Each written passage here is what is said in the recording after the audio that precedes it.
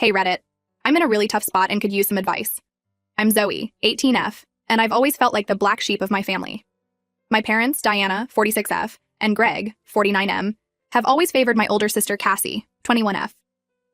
Growing up, it was always clear that Cassie was the golden child, and I was just there. For as long as I can remember, my parents have showered Cassie with attention, praise, and support, while I've been left to fend for myself.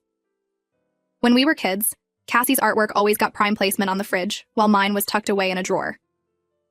In elementary school, I remember working really hard on a science project about the solar system. I spent weeks crafting each planet out of papier-mâché and researching facts to present. When I showed it to my parents, they barely glanced at it before turning their attention back to Cassie's math homework. It was crushing.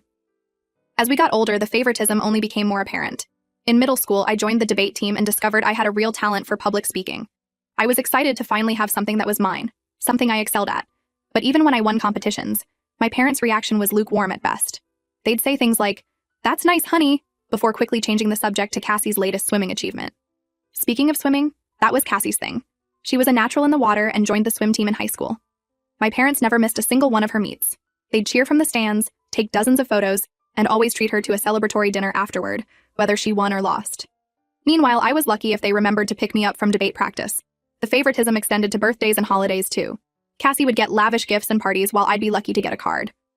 One year when I was 14, I spent weeks dropping hints about this art set I really wanted for my birthday. I even left the catalog open on the kitchen table with the item circled. When the day came, my parents gave me a $20 gift card to a bookstore and said they forgot to get me a proper gift. I was disappointed but not surprised. Meanwhile, they threw Cassie an elaborate Sweet 16 party just a month later, complete with a DJ, catered food, and a new car. Yes, a car. I couldn't believe it. I tried for years to win their approval. I got good grades, participated in extracurriculars, helped around the house, but nothing was ever good enough. My accomplishments were always met with indifference, while Cassie got praised for the smallest things. Once, I stayed up all night to finish a history paper and got an A+. My teacher even wrote a note saying it was one of the best papers she'd ever read. When I showed it to my mom, she just said, "That's what we expect from you," and went back to helping Cassie with her college applications. It really did a number on my self-esteem growing up. I started to believe that maybe I just wasn't as good or as worthy as Cassie. I withdrew into myself, spending more and more time alone in my room. I threw myself into my studies and my debate team, hoping that if I just achieved enough, my parents would finally notice me. But no matter what I did, it never seemed to be enough. I remember one particularly painful incident during my junior year of high school. I had made it to the state finals for debate, and it was a big deal. The competition was on a Saturday, and I had been preparing for weeks. I asked my parents if they would come watch, and they initially agreed. I was so excited. Finally, they would see what I was capable of. The morning of the competition, I came downstairs ready to go, only to find my parents in their pajamas. They looked surprised to see me dressed up and asked where I was going. When I reminded them about the debate finals, my dad's face fell. He said, "Oh, sweetie, I'm so sorry. We forgot that was today. Cassie has a big swim meet and we promised we'd be there." I was crushed.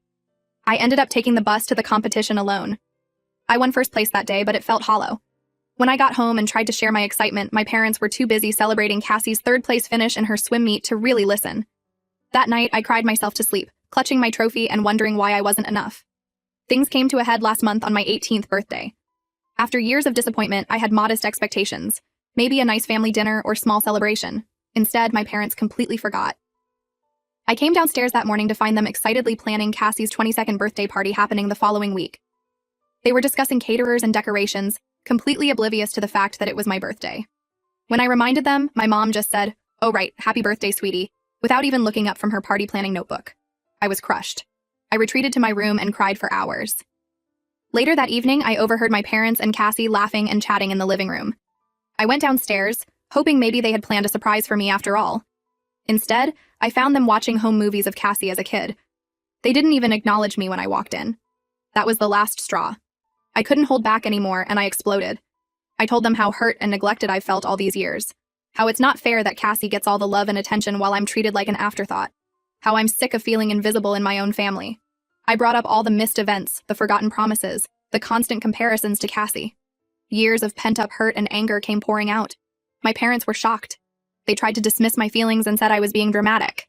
My dad told me to stop being jealous of my sister and to grow up. Cassie just sat there looking uncomfortable. Not. saying a word to defend me. I was so angry and hurt that I stormed out of the house. I spent the night at my best friend Mia's place, crying and ranting about my family. When I came home the next day, things were tense. My parents acted like nothing had happened. I tried to talk to them again about how I was feeling, but they shut me down. My mom said I needed to get over my issues with Cassie and stop causing drama. She suggested that maybe I was just stressed about starting college soon, and that's why I was acting out. It was like they couldn't even consider the possibility that they had done anything wrong. For the next few weeks, I felt like a ghost in my own home. My parents barely spoke to me beyond basic necessities. Cassie avoided me completely. The atmosphere was suffocating. I threw myself into my part-time job at a local cafe, picking up extra shifts just to avoid being at home. Things finally boiled over again last week. I came home from work to find my parents excitedly helping Cassie pack for a summer trip to Europe, a graduation gift they had surprised her with. They were discussing all the places she should visit and restaurants to try, laughing and joking like one big happy family. Meanwhile, I'm about to start college in the fall and they haven't offered me a dime of support. I don't even know if they remember which college I'm going to. I lost it. All the hurt and resentment came pouring out again. I yelled at my parents for their blatant favoritism. I told Cassie she was selfish for always accepting their preferential treatment without ever standing up for me. I brought up every instance of unfairness I could remember, the forgotten birthdays, the missed debates, the constant praise heaped on Cassie while I was ignored. It turned into a huge blow-up with everyone screaming. In the heat of the moment, my dad told me that if I was so unhappy, I should just leave. So I did. I packed a bag with some clothes and my most important belongings and walked out. I didn't know where I was going, but I knew I couldn't stay in that house anymore. Now I'm crashing on Mia's couch trying to figure out what to do next. I start college in a month and have no idea how I'm going to pay for it or where I'm going to live. My parents haven't reached out at all since I left. It's like they're relieved to finally be rid of me. I'm hurt and angry, but also scared about my future. Part of me wants to try to reconcile with my family, but another part feels like this might be my chance to finally break free from their toxic treatment. I could really use some advice on how to move forward from here. Should I try to mend things with my parents? Go no contact? How do I even begin to plan for college now? Any words of wisdom would be appreciated. Update 1. Hey everyone, thanks for all the supportive comments on my last post. I wanted to give an update on my situation. It's been about 2 weeks since I left home, and I'm still staying with my friend Mia. Her parents have been really understanding and told me I can stay as long as I need to. I'm incredibly grateful, but I know I can't impose on them forever. It's a bit awkward living in someone else's space, especially knowing I have no clear plan for the future. I've been trying to figure out my next steps, especially with college starting soon. I reached out to the financial aid office at my university to explain my situation. They were sympathetic, but said there wasn't much they could do this late in the game. They suggested I look into emergency student loans, but I'm hesitant to take on a lot of debt. The thought of starting my adult life deep in the red is pretty scary. I also got in touch with my grandpa Robert, 72mm. He's always been pretty neutral in family conflicts, so I wasn't sure how he'd react. To give you some background, Grandpa Robert is my dad's father. He's a retired high school teacher who lives about an hour away from us. Growing up, we'd see him a few times a year for holidays and special occasions. He was always kind to both me and Cassie, but he wasn't really involved in our day-to-day lives. To my surprise, he was furious when I told him everything that had happened. He said he had no idea things were so bad, and that he was disappointed in how my parents had treated me. He shared some insights about my dad's childhood that I'd never known before. Apparently, my dad had always been desperate for approval from his own parents, and Grandpa Robert wondered if that might be part of why he put so much pressure on Cassie to succeed. It didn't excuse his behavior, but it gave me a bit more context. Grandpa Robert offered to help me out financially so I can still attend college this fall. He said he'd cover my tuition and housing costs for the first year, which is a huge relief. I broke down crying when he told me. It felt like the first time someone in my family was truly in my corner. We spent hours on the phone, catching up and talking about my plans for the future. It was nice to feel like someone in my family actually cared about my thoughts and feelings. With the immediate financial pressure off, I've been trying to process everything emotionally. I still haven't heard a word from my parents or Cassie. Their silence hurts, but it also confirms that I made the right choice in leaving. I'm realizing more and more how toxic that environment was. I've started journaling to help sort through my feelings. It's bringing up a lot of memories, both good and bad, that I'm trying to make sense of. I did have one encounter with my mom last week. I went back to the house while my parents were at work to pick up some more of my belongings. As I was leaving, my mom pulled into the driveway. She seemed surprised to see me and asked what I was doing there. When I explained I was just getting some of my stuff, she got upset and accused me of sneaking around and stealing. I tried to stay calm and told her these were my belongings that I had every right to take. She started yelling that I was ungrateful and that I was tearing the family apart. As she was yelling, I noticed some of our neighbors watching from their porches. It was humiliating. My mom has always been obsessed with keeping up appearances, and here she was causing a scene for everyone to see. I didn't engage and just left as quickly as I could, but the interaction left me shaken. That encounter made me realize how deep the issues run. My mom couldn't even see me as an individual with my own needs and rights. Everything was about how it affected her and her image of our perfect family. It was eye-opening and heartbreaking at the same time. I'm still figuring out how to move forward from here. I'm looking into therapy options to help me process everything. The university I'm planning to attend offers free counseling services to students, so I'm hoping to take advantage of that once the semester starts. In the meantime, I've been reading some self-help books about dealing with difficult families. They're helping me understand that I'm not alone in my experiences. I'm also focusing on practical matters like finding a part-time job and sorting out my living situation for when school starts. I've been applying to every job listing I can find in the college town where I'll be living. So far, I've had a few interviews, but no solid offers. It's disheartening, but I'm trying to stay positive.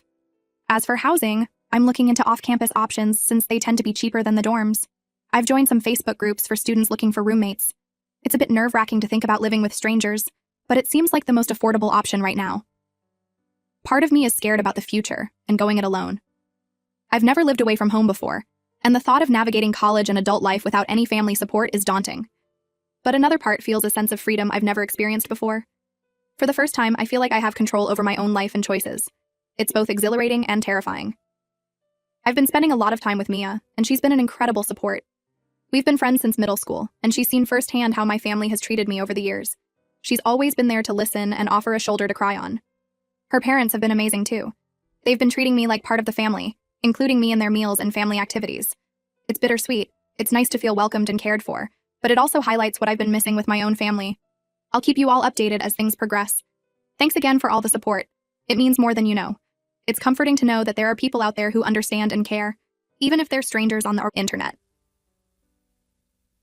Update 2. Hi everyone, I'm back with another update. Things have taken an unexpected turn and I'm feeling pretty overwhelmed. So, remember how I mentioned my grandpa Robert had offered to help me out financially? Well, apparently that did not go over well with my parents.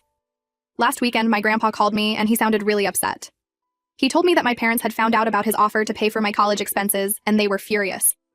According to my grandpa, my parents showed up at his house unannounced and confronted him. They accused him of undermining their parenting and taking sides in a family matter. My dad apparently went as far as to threaten to cut off all contact with my grandpa if he went through with helping me. It got pretty heated, with my dad saying things like, "She made her choice to leave, now she has to deal with the consequences." I felt horrible. The last thing I wanted was to cause problems between my grandpa and the rest of the family. When I told him this, he reassured me that none of this was my fault.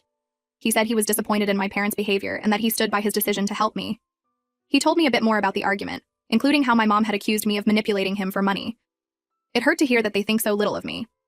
However, the situation has gotten more complicated. My grandpa revealed that a significant portion of his savings was tied up in a joint account with my dad.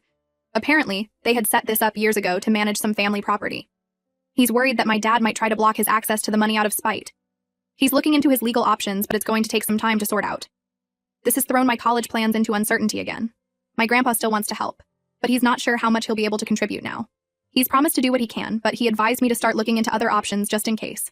I'm back to scrambling to figure out how I'm going to afford school. On top of all this financial stress, I'm dealing with a lot of guilt. I feel responsible for causing this rift between my grandpa and my parents. Even though I know logically that it's not my fault, it's hard not to blame myself. I keep thinking about how things might have been different if I had just kept my mouth shut and endured my parents' treatment for a few more months until I left for college. I'm also angry. It feels like my parents are going out of their way to sabotage my future. They're not content with just cutting me off. They want to make sure I can't get help from anyone else in the family either. It's cruel and petty, and it's making me question whether I ever want to have a relationship with them again. I've been throwing myself into job hunting, hoping to at least save up some money before school starts. I've had a few interviews, but nothing solid yet. The clock is ticking, and I'm starting to panic a bit. I've been applying for every job I can find: retail, food service, office work, you name it. I even looked into online tutoring gigs, thinking I could use my debate skills to help other students. So far, no luck. Mia and her family continue to be incredibly supportive. They've told me I can stay with them through the school year if I need to. I'm beyond grateful, but I also feel like a burden. I know they have their own lives and responsibilities. Mia's starting college too, and I don't want my drama to overshadow her excitement. I've been trying to contribute as much as I can around their house, doing chores, helping with cooking, anything to feel less like a freeloader. Mia's mom keeps telling me not to worry about it, but it's hard not to feel guilty. I'm trying to stay positive and focus on the things I can control, but some days it's really hard. The uncertainty about my future is eating away at me. I've started having trouble sleeping, lying awake at night worrying about what's going to happen. I'm doing my best to take things one day at a time, but I can't help worrying about what's going to happen. I've thought about reaching out to my parents, but every time I consider it, I remember how they've treated me and I just can't bring myself to do it. Part of me hopes they'll come around and apologize, but I know that's probably wishful thinking. I'll update again when I have more news. Thanks for listening and for all your support. It really helps to have a place to share all of this. Update 3. Hey everyone, I've got another update for you, and honestly, I'm not sure how to feel about it all. So yesterday I got a call from my sister Cassie. I was shocked. I hadn't heard from her since I left home over a month ago. At first I was hopeful. I thought maybe she was reaching out to apologize or offer support, but that hope quickly faded. Cassie started the conversation by telling me how much chaos I'd caused in the family. She said my parents were stressed and fighting constantly because of me. She accused me of being selfish and not considering how my actions were affecting everyone else. It was like she was reading from a script our parents had given her. I tried to explain my side of things, but she wouldn't listen. She kept talking over me, saying I needed to apologize and come home. When I refused, she got angry. She said I was ruining her life too. Apparently my parents are so preoccupied with this situation that they're not paying as much attention to her anymore. I couldn't believe what I was hearing. After years of being the golden child, Cassie couldn't handle not being the center of attention for a few weeks. The conversation ended with Cassie giving me an ultimatum. She said if I didn't come home and apologize by the end of the week, I should consider myself cut off from the family permanently. She said my parents were prepared to write me out of their will and pretend I never existed. It was surreal hearing my sister, who I grew up with and once looked up to, speaking to me this way. I was stunned. I knew things were bad, but I never expected it to come to this. After everything I've been through, after years of neglect and favoritism, they're still trying to make me the bad guy. It's like they can't even consider the possibility that they might be in the wrong. I'm hurt and angry, but also weirdly relieved. This whole situation has made it crystal clear that my family's love and support were always conditional. They only wanted me around as long as I played my designated role and didn't rock the boat. It's painful to accept, but it's also freeing in a way. I no longer have to twist myself into knots trying to win their approval. As for my college situation, I've managed to cobble together a plan. I've deferred my enrollment for a semester to give myself more time to save money. It wasn't an easy decision, but it feels like the right one. I found a full-time job at a local restaurant, and I'm picking up as many shifts as I can. It's not ideal, but it's a start. The work is hard and the hours are long, but it feels good to be doing something productive. My grandpa is still trying to sort out the financial situation with my dad. He's consulted a lawyer and is looking into separating their shared assets. He's promised to help me as soon as he's able, which gives me some hope for the future. He calls me every few days to check in, which means a lot. It's nice to know that at least one family member cares about my well-being. Mia and her family continue to be my rocks through all of this. They've assured me I can stay with them as long as I need. I'm working on saving up for my own place, but it's going to take some time. In the meantime, I'm trying to be a good house guest, keeping my space clean, helping with chores, and giving them privacy when they need it. As for Cassie's ultimatum, I've decided not to respond. I'm not going to let them manipulate me anymore. If they want to cut me off, that's their choice. It hurts, but I'm starting to realize that I'm better off without their toxic influence in my life. I've spent too many years trying to win their love and approval. It's time to focus on loving and approving of myself. I'm focusing on moving forward and building a life for myself on my own terms. It's scary and overwhelming at times, but it also feels liberating. For the first time, I'm in control of my own story. I'm starting to think about what I want for my future, not what my parents want for me. It's exciting, even amidst all the uncertainty. Thank you all for your continued support through this journey. Your kind words and advice have meant the world to me. I'll update again if anything significant happens, but for now, I'm just taking it one day at a time. Here's to hoping that the next chapter of my life will be brighter than the last.